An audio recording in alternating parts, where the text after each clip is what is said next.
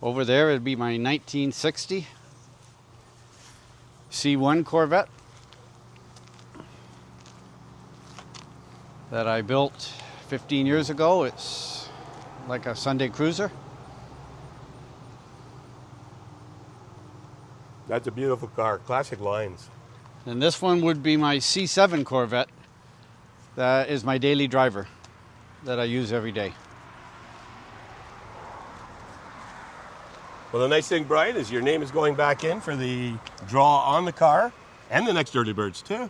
So, yeah. Yeah, We can add to your Hot Wheels collection. There we go. I'll have to build a bigger garage. Yes. Well, the dream can still be yours. I Go hope to so. CorvetteLottery.com. Let's One hope ticket. lightning hits Strice. Yes. One ticket can impact thousands.